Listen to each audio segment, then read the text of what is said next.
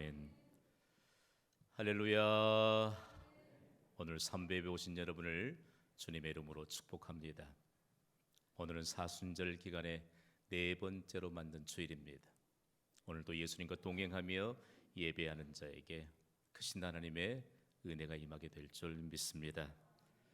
사람의 행동은 말보다 더 큰 소리를 냅니다. 교회는 행동으로 세상보다 크신 하나님을 음성으로 전달하는 축복의 기관입니다. 교회를 섬기는 그리스도인 역시 행동으로 하나님을 세상보다 크시다라고 하는 사실들을 세상에 전달하는 축복의 통로입니다.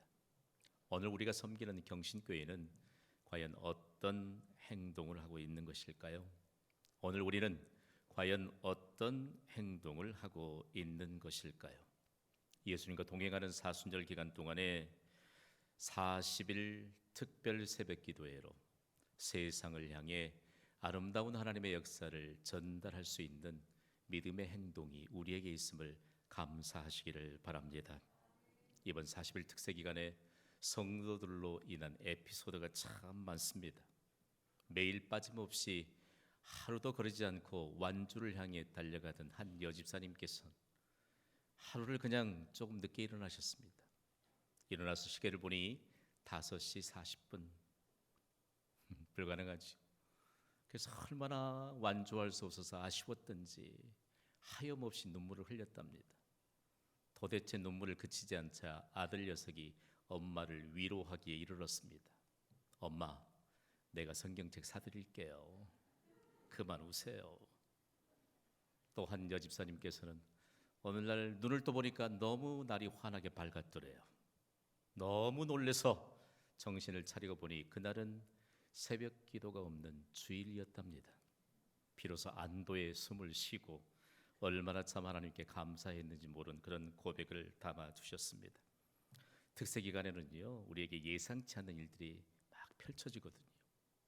장로님 두 분은 완주를 향해 달려가시는데 이번 주 중에 타 지역에서 연수가 있습니다. 이 일을 어쩔까나 기도하시다가 장로님 두 분은 장로님다운 이런 결정들을 내리셨습니다. 출장지에서 새벽에 일찍 출발해서 새벽 기도에 참석하자. 그리고 다시 출장지로 가자. 장로님다운 이런 결정이 아니겠습니까? 권사님 한 분은 40일 특세가 선포될 때부터 완주할 것을 하나님 앞에 고백하고 시작했는데 뜻밖의 일로 활동을 못하게 됐습니다.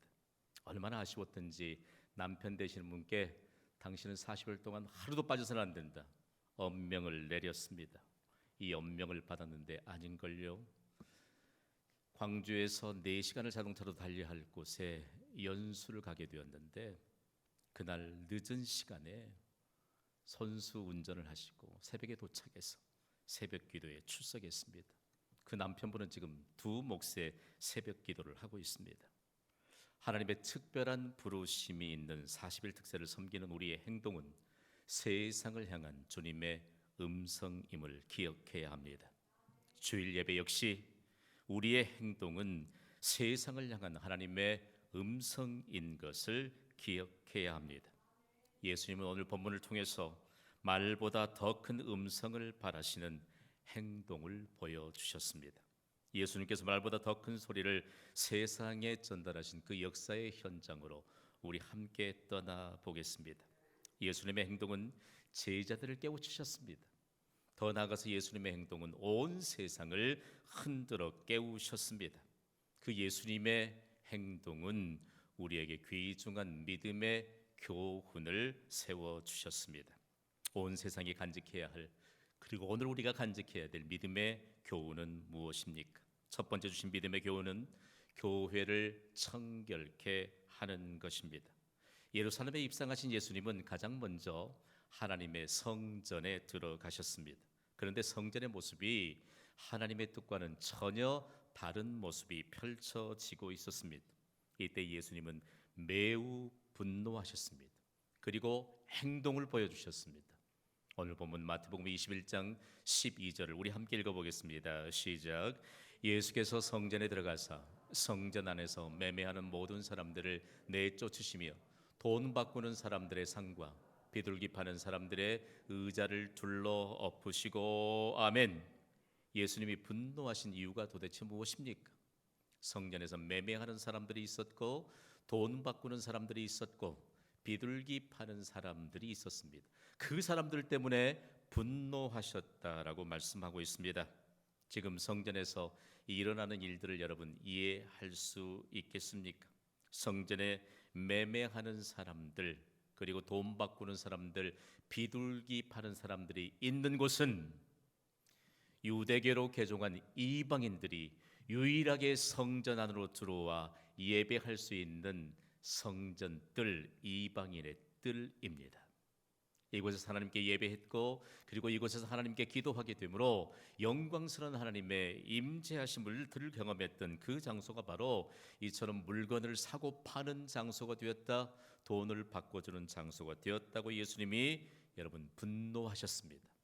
그렇다면 왜 이 성전에서 어떤 물품들을 팔고 사는 일이 벌어졌을까요? 하나님의 성전에 바치는 물건이었습니다. 소도 있었고 양도 있었고 올리브 기름도 있었고 포도주도 있었습니다. 그리고 성전에 사용할 나무 등도 이곳에서 팔았습니다. 돈 바꾸는 사람들이 있었지요. 돈은 왜 바꿨을까요? 하나님의 성전에 드리는 이 돈은 유대인의 화폐로만 드렸습니다. 왜냐하면 당시 로마 제국의 지배하에 있던 나라에서는 드라크마를 사용했는데 드라크마라고 하는 동전에는 로마 황제의 형상이 새겨져 있기 때문에 그것을 하나님께 드리는 것은 신성 모독으로 관주했기 때문에 반드시 유대인의 화폐, 즉 두로의 화폐로 환전해서 드려야 했습니다. 유대인 남자들은 20세가 되면요 매년마다 하나님 앞에 성전세를 바쳐야 했습니다. 이 일 때문에 환전하는 사람들이 있었고요. 그리고 비둘기 파는 사람들이 있었습니다. 비둘기는 여인들을 정결하게 하는 예물이었습니다. 그리고 나병 환자들을 정결하게 하는 예물이었고 가난한 자들이 하나님께 드리는 예물이었습니다. 그런데 이 모든 사람들을 예수님이 내쫓으셨다라고 말씀합니다. 왜냐하면 원래 성전에 바칠 물건들을 파는 장소는 성전이 아닌 감람산에 있었습니다. 그런데 왜 이렇게 감람산에 있던 이 장소가 성전 안에까지 옮겨지게 되었을까요? 예수님 당시에 대제사장이었던 안나스는 그의 사이였던 가야바와 함께 그들이 가진 기득권을 이용해서 성전 안에 소위 상점을 개설했습니다. 이때로부터 사람들은 보다 가까운 곳에서 물건을 살 수 있었고 그리고 돈을 바꿀 수 있는 아주 손쉬운 방법을 선택했습니다. 그런데 이것이 그만 변질되고 말았습니다.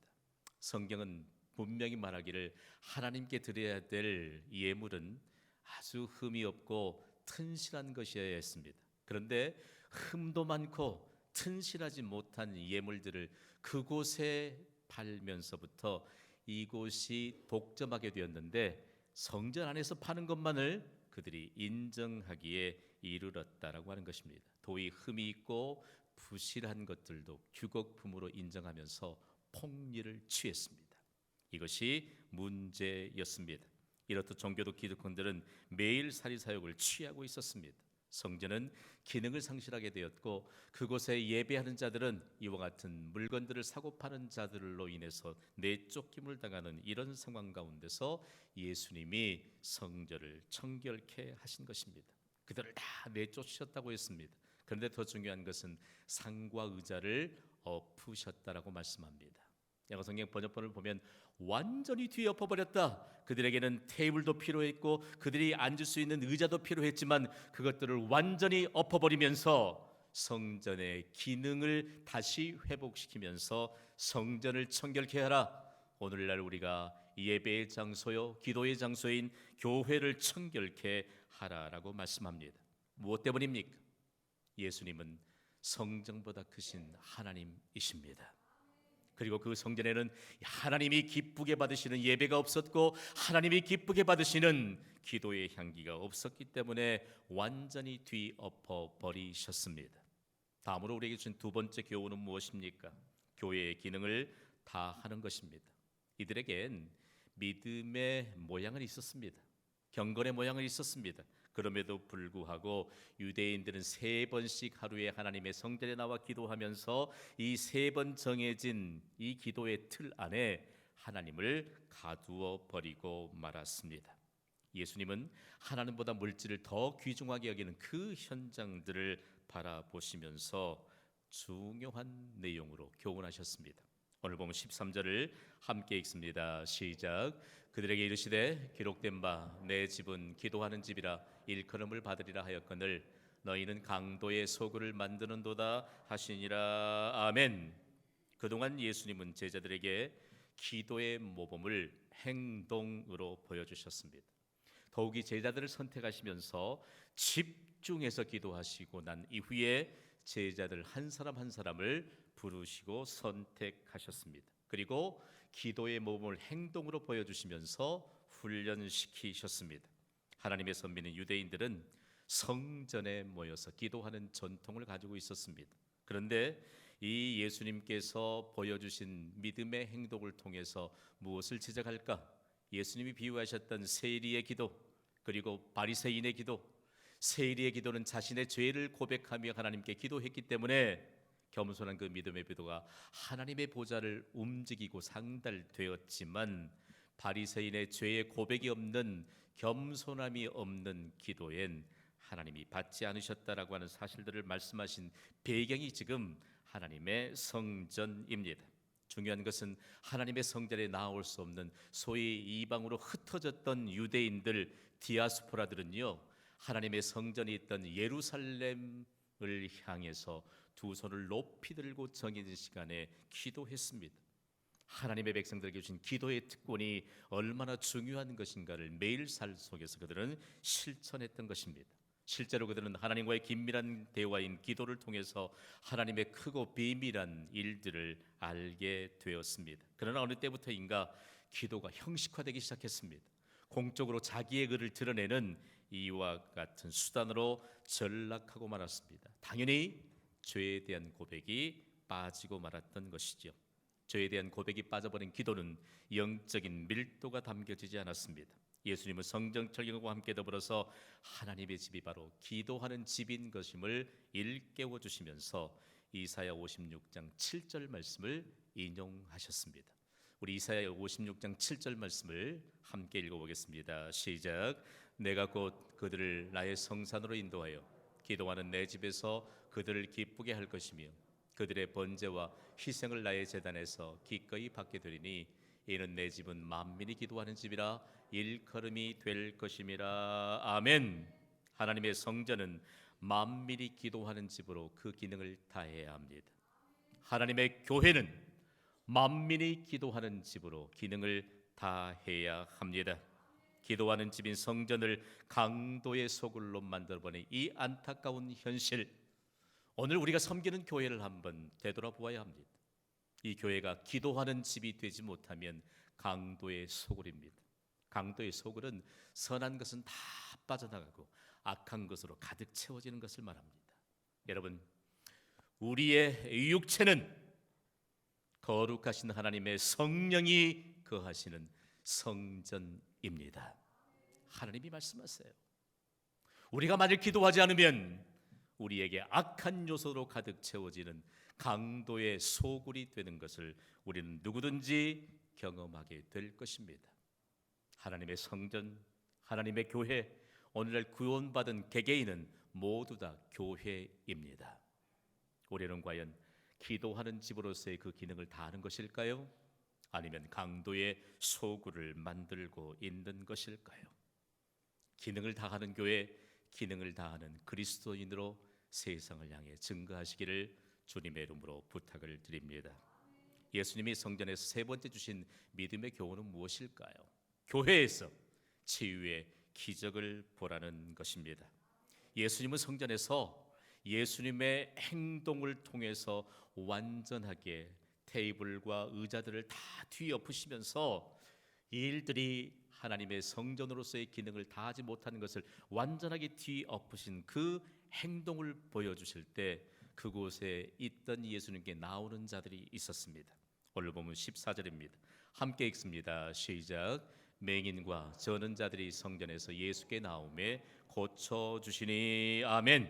지금 성전에서 치유의 기적이 나타나고 있습니다.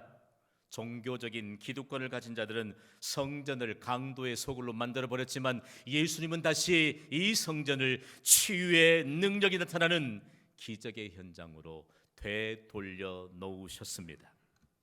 보십시오 여러분, 여기에 나오는 맹인과 저는 자들, 참 죄송한 말씀이지만 하나님은 하나님의 성전에 이 극도의 장애를 가진 자들을 못 들어오게 막으셨습니다. 그런데 중요한 것은 이들이 어떻게 성전 뜰 안에 들어올 수 있었을까? 바리새인들과 종교 기득권을 가진 자들은 약삭빠른 자들이었습니다. 이곳에 가면 돈벌이가 된다라고 하면서 여러분, 이 안나스와 가야바를 따르는 수많은 기득권층들이 그곳에서 그들이 점거하면서 하나님의 치유의 기적과 능력의 현장들을 강도의 소굴로 바꾸었지만 그곳을 사모하는 장애를 가진 자들이 있었습니다. 앞을 보지 못하는 맹인들, 그리고 저는 자들이 어떻게 그곳에 들어갈 수 있었을까? 그들에게는 순전한 믿음이 있었습니다. 내가 성전의 뜰만 가면 하나님의 전능하신 능력이 임하게 될 것을 믿는 순전한 믿음이 있었습니다. 그들은 기어코 내가 성전의 뜰 안으로 들어가게 될 것이다, 그곳에서 하나님의 능력을 사모하는 믿음을 드릴 것이라고 하는 이 믿음이 아무도 그들을 막지 못했다는 사실입니다. 여러분, 오늘 우리에게 무엇이 문제입니까? 건강한 육체를 가진 우리가 문제일 것입니다. 우리의 행동, 주의를 향한 우리의 행동이 우리가 말보다 더 큰 소리로 세상을 향한 하나님의 음성을 들려주는 것이기 때문에 오늘도 우리는 기꺼이 그리고 감사함으로 이 예배 자리에 나온 줄 믿습니다. 바꿔야 합니다. 뒤엎어야 합니다. 우리의 잘못된 주일 성수의 개념들 완전히 예수님이 엎어버리셨으므로 우리도 엎어야 합니다. 건강한 육신 때문에 우리가 마음대로 선택해서 우리가 가야 할 곳이 아님에도 불구하고 중요하지 않는 것과 바꿔버리는 이 시대의 그리스도인들을 향하여 오늘 이곳이 치유의 기적이 나타나는 기적의 현장이라고 예수님이 말씀합니다. 맹인 저는 자들을 누가 고칠 수 있습니까? 못 고칩니다. 그러나 중요한 것은 예수님께는 불가능이 없는 줄 믿습니다. 여전히 하나님의 집인 교회는 치유의 능력이 나타나는 기적의 현장임을 저는 믿습니다. 우리가 가진 순전한 믿음을 통해서 치유의 기적은 계속해서 나타납니다. 기적을 베푸시는 하나님이 우리의 믿음을 통해서 일하시기 때문입니다. 한 가지 분명히 기억해야 합니다. 우리의 눈으로 볼 수 있도록 드러나는 것보다 드러나지 않는 강력한 치유의 범위가 더 크다는 사실을 믿으시면 아멘 하시기 바랍니다. 경신교회 12전의 역사는 치유의 기적이 나타나는 역사였습니다. 저는 간절한 소망이 있더라고요. 하나님의 말씀에 근거해서 하나님 치유의 능력을 나타내 주십시오. 육신이 연약한 성도들을 가슴에 품고 기도하면 가슴이 저려와요. 하나님 치유의 능력을 나타내 주십시오. 하나님이 늘 말씀하세요. 김 목사 예배 중에 선포되는 말씀도, 찬송으로도, 그리고 우리가 기도를 통해서도 계속해서 치유의 기적이 나타나고 있느니라. 경신교회의 기적의 역사는 지금 교회의 울타리를 넘어서고 있습니다. 놀라운 사실은 전파를 통해서 끊임없이 치유의 기적이 나타나기 때문입니다. 방송 관계자들은 저에게 여과 없이 기적의 역사를 전해줍니다. 청취자들의 기적의 간증들이 계속해서 들어오기 때문입니다. 설교를 통해서도, 진행하는 생방송을 통해서도, 대화 가운데서도 이 치유의 기적이 나타나는 사실이에요. 경신교회를 통해서도 하나님의 기적의 역사들이 펼쳐지는 이 확신과 함께 더불어서 지금 대한민국은 전파를 통해 하나님의 기적적인 이 역사를 경험하고 있습니다. 그들은 제 얼굴을 한 번도 본 적이 없습니다. 라디오 전파기 때문에 그렇지요. 저도 그들의 모습을 본 적이 없습니다. 그러나 다만 음성이 전달될 때 그들에게 원격 치유가 일어나는데 공통점이 하나 있습니다. 그들이 말씀을 듣고 음성을 전달해서 하나님의 역사에 대한 복음을 들을 때 마음에 확신이 순간 들게 된다는 고백입니다. 아멘. 아멘. 그리고 세 번째 아멘 할 즈음엔 자신도 모르는 사이에 치유의 기적이 나타나는 것입니다. 하나님이 하신 일인 줄 믿습니다. 저에게는 확신이 있습니다. 하나님은 기적이 상식이 되게 하시는 전능자이십니다. 오늘 이 예배가, 오늘 예배를 드리는 이 자리가 하나님의 치유의 기적을 증거하는 복된 자리가 되기를 축복합니다. 교회에서 치유의 기적을 보라는 믿음의 교훈을 예수님이 남기셨어요. 다음으로 남기신 믿음의 교훈은 무엇입니까?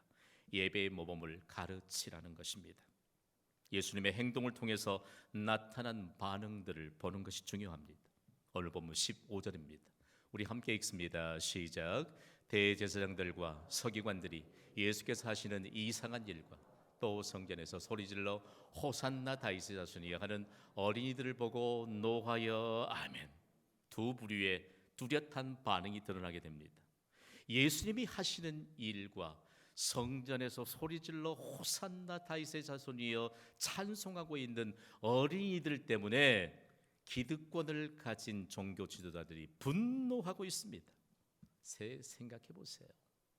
창조주이신 예수님 앞에서 피조물들이 창조주이신 예수님이 하신 일을 두고 지금 화내고 있다니까요.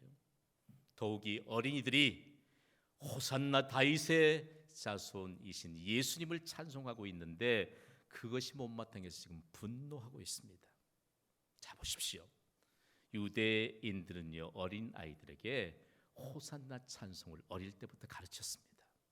그리고 합창해서 아주 장엄한 하나님의 영광을 연주하도록 어릴 때부터 가르쳤어요.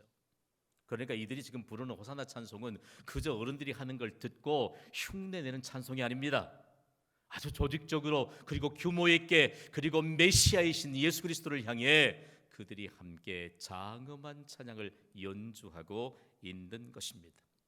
유대인들은 성막 축제와 그리고 절기 때 이 호산나 찬송을 부르면서 메시아를 대망해 왔습니다. 그리고 이 찬송 교육과 함께 더불어서 어린 자녀들에게 하나님께 예배하는 것을 가르쳤습니다. 예수님이 다시 그들을 상기시키십니다. 전 세계 민족 가운데 세대 차이가 없이 지금도 세계인들의 인정을 받고 있는 민족은 유대인뿐입니다. 3대가 함께 하나님 앞에 예배자로 앉으면 세대 차이는 없습니다. 믿으시면 아멘 하시기 바랍니다. 이처럼 예수님께 세워주신 교훈 예배의 모범을 가르치는 이 현장 가운데 도무지 이해할 수 없는 종교 지도자들, 그들이 분노하고 있는 이유, 그러나 어린이들이 메시아이신 예수님을 찬송하고 있는 이 현장을 바라보면서 우리에게 깊은 생각을 던져주십니다. 그렇다면 강도의 소굴을 다시 기적의 현장으로 되돌려 놓으시고 어린이들에게 찬송이 울려 퍼지는 그 현장은 지금 어떤 모습을 하고 있는 것일까요? 지금 이곳은 이슬람 사원이 됐습니다. 하나님의 성전이 세워진 곳에 그리고 황금돔 지붕이 바로 예루살렘의 마치 대표격인 건물로 지금 그렇게 이해되고 있어요. 정말 황금이에요. 돈 많은 후세인이 황금, 순금 500kg을 거기에 헌납했잖아요. 얇은 금판을 만들어서 온통 지금을 금으로 그대로 씌워놓은 곳입니다. 지금 그곳에 아무도 예배하지 않습니다. 다만 상징적인 것을 보존하고 있습니다. 하나님의 성전으로서의 기능을 잃게 했던 유대인들, 나중에 로마의 침공으로 인해서 다 무너져버린 회파된 그 성전을 그리워하면서 유대인들은 지금도 이스라엘 군인들의 보호를 받으면서 매일 그 성전산에 오릅니다. 그러면서 신발을 벗고 어느 곳이 하나님의 지성소인지를 모르기 때문에 신발을 벗고 이런 기도를 합니다. 함께 읽어보실래요? 시작. 하나님, 어서 빨리 이곳에 이슬람 사원을 허물어 주셔서 이곳에서 이교도들이 물러나게 하시고 다시 하나님의 성전이 세워질 수 있도록 도와주소서. 자, 중요합니다. 오늘날 우리가 세워야 될 하나님의 성전은 어디입니까? 우리의 육체가 하나님의 성령이 거하는 하나님의 성전입니다. 우리의 육체로, 우리의 행동으로 말보다 더 큰 하나님의 음성을 세상에 전달하도록 사도 바울을 통해서 이방의 교회를 향해 완전히 하나님의 성전된 우리의 육신이 어떤 행동을 해야 할 것인가를 분명하게 가르쳐 주셨습니다. 오늘 이 사건을 통해서 예수님은 과연 누구신가를 우리에게 명확하게 성경은 가르쳐 주고 있습니다. 예수님 성전에서 이 믿음의 교훈을 남기시고 떠나셨습니다. 당시에 6월절 이 명절 기간에 얼마나 많은 사람들이 운집해 있든지 머무를 곳이 없어서 평상시에 늘 머물렀던 베다니로 가셔서 3km 범주 안에 있는 예루살렘 성전에서 베다니까지 3km 범주 안에 들어있는 그 마을에 가셔서 머무셨습니다. 그리고 다시 이튿날 아침에 예루살렘 성을 향해 들어오셨습니다. 오시는 길에 매우 시장하셨습니다. 그래서 잎사귀가 무성한 한 무화과 나무를 발견하시고 잎사귀를 헤치면서 열매를 찾으셨습니다. 그런데 열매가 없음을 확인하시고 예수님이 저주하셨습니다. 오늘 본문 19절을 함께 읽습니다. 시작. 나무에게 이르시되 이제부터 영원토록 내가 열매를 맺지 못하리라 하시니 무화과 나무가 곧 마른지라. 아멘. 길가에 심어졌던 나무는, 무화과 나무는 지나는 사람들의 시장길을 달래주던 귀한 열매를 공급해 주었습니다. 그런데 왜 무화과 나무에 열매가 없었을까? 동일한 사건을 기록하고 있는 마가복음 11장 13절은 그 이유를 이렇게 증거합니다. 읽어보시죠. 시작. 멀리서 잎사귀 있는 한 무화과 나무를 보시고 혹 그 나무에 무엇이 있을까 하여 가셨더니 가서 보신즉 잎사귀 외에 아무것도 없더라. 이는 무화과의 때가 아님이라. 아멘. 그런데 어떻게 무화과 때가 아님에도 불구하고 무화과 나무를 저주하셨을까? 영적인 교훈이 담겨 있습니다. 믿음의 열매가 없는 종교 지도자들, 입술로는 하나님을 존경하지만 마음으로는 멀리 떠나 있는 이스라엘 백성들을 향해 믿음의 열매가 없음을 경고하신 것입니다. 믿음의 열매가 없으면 이 말은 무화과 나무처럼 될 것이라는 경고의 메시지인 것입니다. 예수님의 저주를 받은 무화과 나무는 곧 말라버렸습니다. 이 사건이 주는 계속적인 메시지는 예수님은 전능자이시라는 사실입니다. 예수님이 전능자라는 사실을 입증해 주셨죠. 예수님은 말씀으로 천지를 창조하셨습니다. 예수님은 말씀으로 불가능을 가능으로 바꾸셨습니다. 예수님은 말씀을 통해서 오늘 이 시간에도 여전히 역사하시는 전능자이심을 믿습니다. 제자들이 그 현장에서 예수님께 묻습니다. 무화과 나무가 어찌하여 말랐나이까? 라고 묻고 있습니다. 영어 성경 NIV 버전은 매우 사실적으로 이렇게 번역하고 있습니다. 어떻게 무화과 나무가 이토록 빨리 시들어 버렸습니까, 예수님? 이렇게 묻고 있습니다. 제자들의 질문에 예수님은 이렇게 대답하셨어요. 오늘 보면 21절입니다. 스크린을 통해서 함께 읽습니다. 시작. 만일 너희가 믿음이 있고 의심하지 아니하면 이 무화과 나무에게 된 이런 일만 할 뿐 아니라 이 산더러 들려 바다에 던져지라 하여도 될 것이요. 아멘. 예수님은 계속 불가능에 대해서 말씀합니다. 성전에 들어왔던 맹인과 저는 자들을 고쳐낼 방법이 없습니다. 불가능합니다. 그러나 예수님은 친히 그들을 고쳐주셨습니다. 그런데 이번에는 산이 들려져 옮겨질 것이라 그 근거가 바로 믿음에 있다는 것입니다. 자, 불가능한 현실이 문제가 아닙니다. 불가능이 없으신 하나님을 전적으로 신뢰하는 믿음이 중요합니다. 이 믿음을 오늘 이 예배를 통해서 가지시기를 주님의 이름으로 축복합니다. 불가능한 모든 것보다 더 중요한 것, 하나님께는 불가능이 없으므로 그 순전한 믿음으로 하나님께 나아가는 믿음이 가장 중요한 것을 가르쳐 주셨습니다. 오늘 믿음이 없는 이스라엘 백성들을 깨우쳐 주십니다. 너희가 영화로움도 있고 물질적인 기득권도 있고 그리고 누릴 수 있는 세상의 어떤 요소도 갖추었지만 너희가 가장 중요한 믿음이 없다라고 지적합니다. 가장 중요한 질병은 믿음의 결핍입니다. 오늘 우리가 건강해 보여요. 외형적인 믿음의 요소들이 있고 경건의 모양이 보여질 수 있습니다. 심각한 질병을 지적하고 있습니다.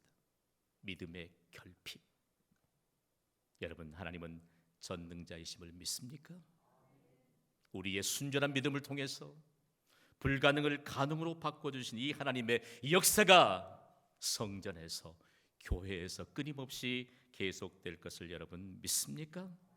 그러면서 믿음의 결핍이 어떻게 치유되는가를 오늘 본문 22절에 말씀하세요. 22절을 읽습니다. 시작. 너희가 기도할 때 무엇이든지 믿고 구하는 것은 다 받으리라 하시니라. 아멘. 무엇이 문제일까요? 불의한 욕심이 문제입니다. 너희가 이방인들과 함께 나와서 하나님을 향해 예배드리고 향기로운 기도를 옮겨드려야 될 그 거룩한 하나님의 성전이 강도의 소굴로 바뀌어진 그 중심엔 불의한 욕심이 있다는 것입니다. 오늘날 우리에게 불의한 욕심은 무엇일까요? 예수님은 한 번도 수학적인 이와 같은 산술적인 수학 공식을 우리에게 주시지 않았습니다. 여러분, 우리가 계속 하나님의 교회를 출석하면서도 셈하고 있지는 않습니까? 어떤 것은 내가 할 수 있고 어떤 것은 내가 할 수 없고, 그리고 하나님께는 최저의 헌신만을 드리면서도 여러분 믿음을 계속하고 있다는 이런 믿음의 결핍증이 있느냐고 묻습니다. 예수님은 우리에게 믿음의 공식을 손에 쥐어주셨습니다. 30배, 60배, 100배의 믿음의 공식을 우리에게 주셨습니다. 순전한 믿음으로 믿음의 결핍을 치유하시는 하나님의 해답을 주신 것입니다. 여러분, 예수님은 우리의 기도를 받으시고 믿은 대로 이루어 주시는 전능자이십니다. 결론적으로 우리에게 이렇게 물으세요. 행동하는 예수님의 제자인가? 오늘 과연 믿음으로 예배하는 우리는 행동하는 예수님의 제자입니까? 나무가 합당한 열매를 맺어야 하듯이 그리스도인은 합당한 믿음의 열매를 맺어야 합니다.